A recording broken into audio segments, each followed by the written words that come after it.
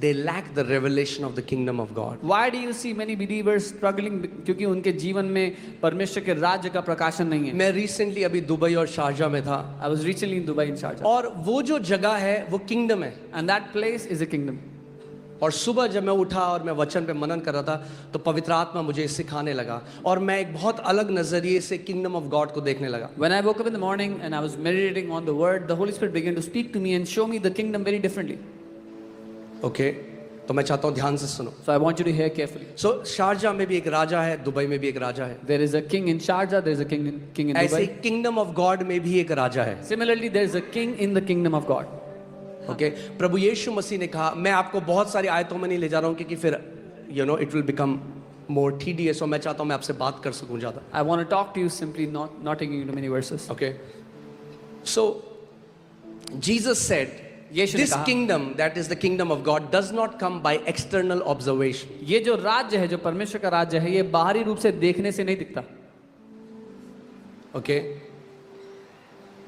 मगर जिस राज्य को प्रभु यीशु मसीह लेकर आया, जिस किंगडम को वो लेकर आया, वो अदृश्य या इनविजिबल किंगडम है. But the kingdom that Jesus has brought is an invisible kingdom.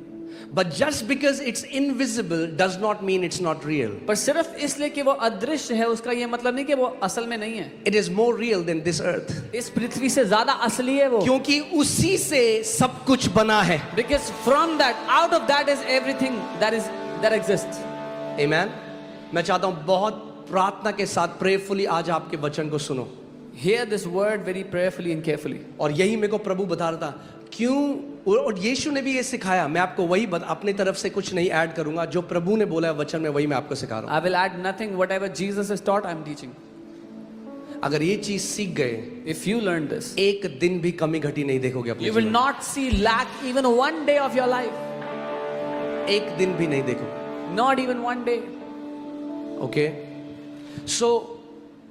सोचो आप किसी राज्य में जाओ Imagine you go into a kingdom जहां राजा होता है. where there is a king, जैसे दुबई है, शारजा है. like Dubai is Sharjah. अगर आप दुबई गए You went to और Dubai आपने देखा कि बहुत सारे भिखारी रास्ते में भीख मांग रहे हैं. and you saw many beggars who are begging by the wayside. बीमार लोग रोड पे पड़े हैं. Sick people are lying on the road.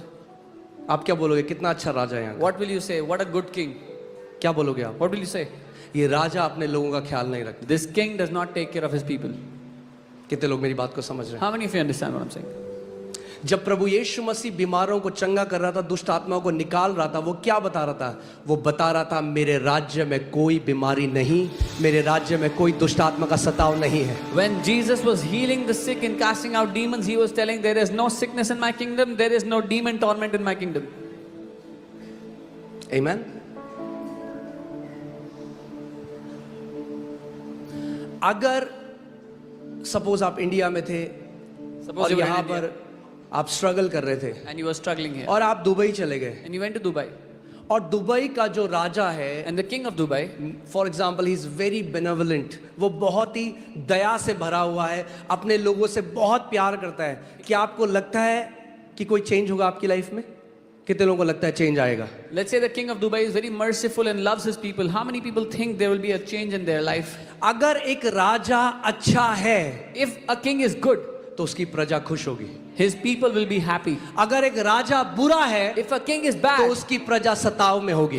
his people will be in torment. हमारे पास तो बेस्ट राजा है. We have the best king. Our king is the best king. हमारा राजा सबसे अच्छा राजा Our है. king is the most benevolent king. हमारा राजा सबसे दया से भरा Our हुआ king है. is the most loving king. हमारा राजा तो सबसे ज्यादा प्यार करने वाला Our है. king is the most compassionate king. हमारा राजा तो सबसे ज्यादा करुणामय राजा है. और केवल ये ही नहीं, Not just this, वो राजा हमारा बाप है. that king is our dad. Amen. अब मैं आपसे ये सवाल पूछता हूँ Now I ask you this question. कि अगर आप राजा के बेटे और बेटी हैं तो आपका जीवन कैसा होगा? If you are a son and daughter of that king, how should your life be?